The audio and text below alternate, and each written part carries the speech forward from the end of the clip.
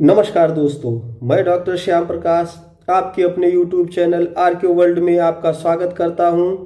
दोस्तों, history of Bihar की इस ऐतिहासिक श्रृंखला में आज हम उदायन उदयभद्र या उदयभद्र के विषय में बात करेंगे एवं उसके उत्तराधिकारियों के विषय में भी देखेंगे। इससे पहले हम लोगों ने देखा कि किस तरीके से हर्यक वंश के एक प्रतापी शासक अजातशत्रु ने मगध की सीमाओं को हिमालय की तलहटी तक पहुंचा दिया था।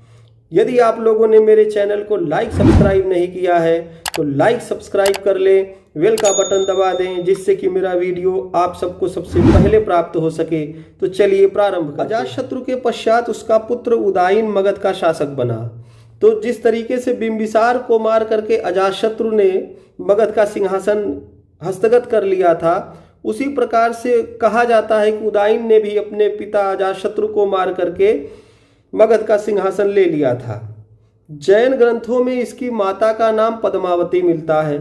जैन ग्रंथ इसकी माता का नाम पद्मावती बताते हैं, जो अजातशत्रु की पत्नी है। जैन ग्रंथ परिशिष्ट पर्वन में उदायन को पितृभक्त कहा गया है, किंतु बौद्ध ग्रंथ उसे पितृहंता बतलाते हैं।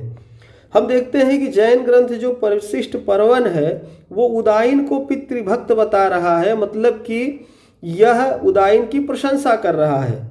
उसी जगह जो बौद्ध ग्रंथ हैं वो उसे पितृहंता बताते हैं। तो दोनों ग्रंथों में अंतर तो दिखलाई दे रहा है, लेकिन इससे यह प्रतीत हो रहा है कि उसके समय में दोनों प्रकार के धर्मों का अस्तित्व था और उसकी आस्था संभवतः दोनों में रही होगी। आगे चलते हैं। अजातशत्रु के समय उदायन चंपा का राज्यपाल अथवा उपराजा रह चुका था। हमने देखा था कि जब बिंबिसार ने अंग को जीता था तो चंपा का राज्यपाल बनाया था अजातशत्रु को, और अजातशत्रु ने अपने पुत्र उदायन को अपने पश्चात चंपा का राज्यपाल या उपराजा बना दिया था। कहा जाता है कि पिता की मृत्यु से वह आहत हुआ था, उसका मन सिंहासन के प्रति उदासीन हो गया था, किंतु मगध के कुलीनों और अमात्यों ने उसे राजा बना दिया। तो इस तरीके की बातें भी सामने आती हैं कि जो उदायन है उसने अपने पिता अजातशत्रु को मारने के बाद एक प्रकार का ग्लानि महसूस किया। उसे लगा कि शायद उसने बहुत गलत काम किया है और अंततोगत्वा उसका मन सिंहासन के प्रति उदासीन हो गया। वो सिंहासन नहीं लेना चाहता था, लेकिन मगध का सिंहासन खाली था, राजगृह को कोई चलाने वाला नहीं था, साम्राज्य की सीमाएं बढ़ चुकी थी, उपद्रव होने के बहुत चांसेस थे। तो समझदार अमात्यों और कुलीनों ने जबरदस्ती कह सकते हैं कि उदायन को मगध का शासक बना दिया। उसका एक सबसे बड़ा काम था राजधानी परिवर्तन करना। हम जानते हैं कि अजातशत्रु तक जो राजधानी थी वो राजगृह में थी, और इस राजगृह जो है ये 5 पहाड़ियों से घिरा हुआ था।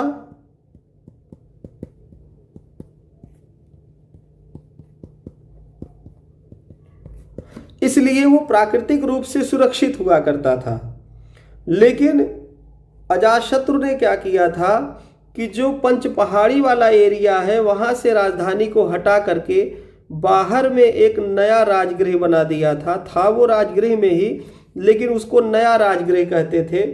और इसी नए राजगृह का फोर्टिफिकेशन करवाया था उसने।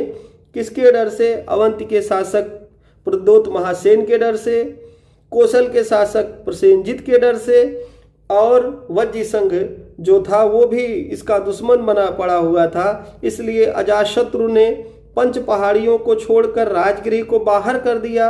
वहां पर हमने देखा कि उसने एक बौद्ध स्तूप भी बनवाया था बुद्ध के अवशेषों पर। तो अब राजगृह जो था वो असुरक्षित हो गया था।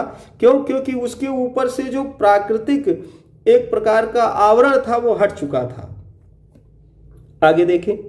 उदायन के समय की सबसे प्रमुख घटना राजधानी को राजगृह से पाटलिपुत्र स्थानांतरित करना था।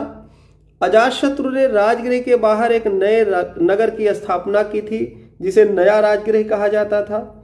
चूंकि यह क्षेत्र 5 पहाड़ियों से इतर मैदान में स्थित था, जिस कारण से प्राकृतिक सुरक्षा का कवच अब राजधानी पर से हट चुका था, जैसा कि मैंने पहले ही बता दिया। अब अजातशत्रु के आक्रमणों के कारण अनेक राज्य मगध के दुश्मन बन चुके थे। ऐसे में किसी सुरक्षित स्थान पर राजधानी स्थानांतरित करना आवश्यक हो गया था। वज्र संघ के मगध में विलीन होने के पश्चात अब मगध की सीमाएं हिमालय तक पहुंच गई थीं। तो हम देख रहे थे कि किस तरीके से अजातशत्रु ने एक बड़ा साम्राज्य खड़ा तो किया, लेकिन बहुत सारे दुश्मन बना लिए मगध के प्रति, और यही दुश्मन जो हैं वो किसी न किसी तरीके से उदयन को सता रहे थे कि आज नहीं तो कल वो आक्रमण कर सकते हैं। इस डर से भी उसने अपनी राजधानी को परिवर्तित करके राजगृह से पाटलिपुत्र में स्थानांतरित कर लिया था। हिमालय और राजगृह के मध्य एक स्थान ऐसा था जो जल से घिरा हुआ था। उसने देखा कि हिमालय और राजगृह के मध्य में एक ऐसा स्थान है जो जल से घिरा हुआ है, और वो कौन सा जल था? गंगा नदी और सोन नदी के मध्य का भाग था। गंगा और सोन के मध्य का भाग था। दो नदियां आकर आपस में ऐसे मिलती थी और ऐसे बीच में पाटलिपुत्र नगर था। और इस पाटलिपुत्र नगर में व्यापारिक गतिविधियां चल रही थी। अजातशत्रु के समय से ही वो एक अच्छा व्यापारिक केंद्र था, और यहाँ पर सुरक्षित इसलिए महसूस कर रहा था उदयन, क्योंकि दो नदियां जो आ रही थी, ये दो नदियां इसके लिए सुरक्षा कवच की तरह काम कर रही थी। ये एक व्यापारिक केंद्र था ही ये। इसके अलावा गंगा का जो किनारा था, सोन का जो किनारा था, इसके किनारे किनारे कृषि बहुत अच्छी होती थी। इस कारण से भी राजगृह से राजधानी लेकर के वो पाटलिपुत्र आ जाता है। राजगृह में इतनी अच्छी फसलें नहीं हो रही थी, ना ही किसी प्रकार से साम्राज्य के भरण पोषण का कोई व्यवस्था था। यही कारण है कि उदयन ने अपनी राजधानी को स्थानांतरित करके पाटलिपुत्र में ले आया। आगे देखें, ऐसा ही एक व्यापारिक केंद्र पाटलिपुत्र था जो गंगा और सोन नदियों के मध्य में स्थित था। उदयन ने अंततोगत्वा अपनी राजधानी यहाँ लेकर के स्थानांतरित कर दिया। पहले के ही समान अवंती राज्य से उदयन के समय भी कोई निर्णायक युद्ध न हो सका।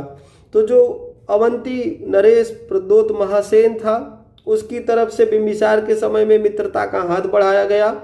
अजातशत्रु के समय भी वत्सराज उदयन की सहायता से प्रद्योतों को रोका गया, और हम देखते हैं कि उदयन के समय में भी कोई निर्णायक युद्ध नहीं हो सका। हम ये नहीं कह सकते कि उदयन ने अवंती राज्य पर अधिकार कर लिया था। जो जैन ग्रंथ हैं वो कहीं ना कहीं उदयन को जैन मतानुयायी बताते हैं। यही कारण है कि उसको वो पितृहंता ना मान करके पितृभक्त बताते हैं। इसी तरीके का एक जैन ग्रंथ है आवश्यक सूत्र। यह उल्लेख करता है कि उदयन ने अपनी राजधानी पाटलिपुत्र के मध्य में एक जैन चैत्यगृह का निर्माण करवाया था। तो आवश्यक सूत्र जो जैन ग्रंथ है वो बता रहा है कि उदयन ने पाटलिपुत्र नगर के मध्य में एक जैन चैत्यगृह का निर्माण करवाया था। इसका मतलब ये है कि पाटलिपुत्र के मध्य में ये जो चैत्यगृह का निर्माण हुआ था, वहां पर बहुत सारे जैन मुनि भी रहते होंगे, और इन्हीं जैन मुनियों से वो डेली उपदेश सुनता था। और एक दिन ऐसा हुआ कि वो उपदेश सुनने के लिए बैठा हुआ था। उसी समय किसी व्यक्ति ने छुरा मारकर उसकी हत्या कर दी। जब उसकी छुरा मारकर हत्या कर दी गई तो यह समझ में नहीं आ रहा था कि ये किसने हत्या किया है। इतिहासकारों का मानना यह है कि यह हत्यारा अवंती के तत्कालीन शासक जो पालक था उसके द्वारा भेजा गया कोई गुप्तचर रहा होगा, क्योंकि कहीं ना कहीं अवंती को भी डर सता रहा था कि आज नहीं तो कल उदयन जो है अवंती पर आक्रमण कर सकता है, क्योंकि मगध काफ़ी शक्तिशाली हो चुका था। इस डर से कि उदयन उस पर आक्रमण करे उससे पहले ही पालक ने उसको मरवा दिया। ऐसी बातें इतिहासकार बताते हैं। तो इस तरीके से हम देखें कि किस तरीके से उदयन ने जो साम्राज्य मिला हुआ था अजातशत्रु के माध्यम से उसको अक्षुण्ण बनाए रखा। जैन मतावलंबियों का सहयोगी बना, पाटलिपुत्र नगर अपनी राजधानी लेकर के आया, वहाँ पर एक जैन चैत्यगृह बनवाया, व्यापारिक गतिविधियों में उसका हस्तक्षेप था, राजकीय कोष व्यापारिक गतिविधियों से भरा रहता था, टैक्स के भी प्रकार थे और खेती भी अच्छी होने लगी थी, तो जो रेवेन्यू कलेक्शन था वो भी अच्छा हो रहा था। तो मिला जुला करके राजगृह और नए राजगृह से ये एक अच्छा प्लेस था जहां पर आकर के उदाईन अपने को सुरक्षित महसूस कर रहा था। कारण था कि गंगा और सोन दो नदियां थी जिनके मध्य में यह स्थित था व्यापारिक नगर, जिसको हम पाटलिपुत्र या पाटलिग्राम कहते हैं। अब हम देखें तो उदाईन के जो उत्तराधिकारी थे, उदाईन के उत्तराधिकारी कैसे थे, अब इसकी बात करेंगे। तो जो बौद्ध ग्रंथ हैं वो उदाईन के 3 पुत्रों का उल्लेख करते हैं। पहला है अनिरुद्ध, दूसरा है मुंडक, तीसरा है नागदशक। तो हम देखते हैं कि इन तीनों भाइयों को भी पितृहंता कहा गया है। यही कारण है कि हर्यक वंश को पितृहंता वंश कहा जाता है, इसको पितृहंता वंश कहा जाता है। बिंबिसार को मारकर अजातशत्रु ने सिंहासन प्राप्त किया, अजातशत्रु को मारकर उदाईन ने सिंहासन प्राप्त। बौद्ध ग्रंथों की माने तो अनिरुद्ध और मुंडक नागदशक ने मिलकर के उदाईन को मार करके सिंहासन प्राप्त कर लिया था। अब चूंकि ये तीनों शासक शक्ति संतुलन नहीं बना पाए, इस कारण से जो शासन तंत्र है वो शिथिल पड़ने लगा, चारों तरफ अराजकता फैलने लगी, असंतोष का माहौल हो गया, लोगों में आपसी विद्वेष बढ़ने लगा। अंततः मगध की जनता ने विद्रोह कर दिया। जब राजा निरंकुश हो जाएगा या शक्ति संतुलन नहीं बना पाएगा तो जाहिर सी बात है कि राज्य में विद्रोह होना स्वाभाविक है। और इसी कारण से जो उदाईन के उत्तराधिकारी थे अनिरुद्ध, मुंडक और नागदशक, ये लोग नहीं संभाल पाते हैं मगध की व्यवस्था को और धीरे धीरे करके शासन तंत्र शिथिल होता जाता है। इसमें से नागदशक को थोड़ा सा शक्तिशाली बताया गया है, अनिरुद्ध और मुंडक को तो बिल्कुल से शक्तिशाली नहीं बताया गया है। तो इस तरीके से हम देखते हैं कि विद्रोह की शांति तब होती है जब शिशुनाग नाम के एक व्यक्ति को सिंहासनासीन किया जाता है। मगध की जनता क्या करती है, विद्रोह करती है। विद्रोह करने के बाद शिशुनाग नाम के एक व्यक्ति को जब राज सिंहासन पर बैठा देती है, तब जाकर के शिशुनाग द्वारा एक व्यवस्था बनाई जाती है और तब जाकर मगध की जनता शांत होती है। इसके पहले चौतरफा विद्रोह हो रहे थे, ये शासक संभाल नहीं पा रहे थे जनता को, शक्ति का संतुलन नहीं बना पा रहे थे।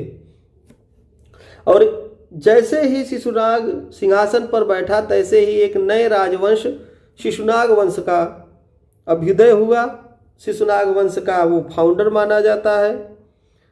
और इस तरीके से हम देखें तो जो मगध के हर्यक वंश की बात है वो यहीं समाप्त हो जाती है। जो उत्तराधिकारी होते हैं उदाईन के, वो किंकर्तव्य विमूढ़ नहीं होते तो शायद हर्यक वंश कुछ और समय तक चल सकता था।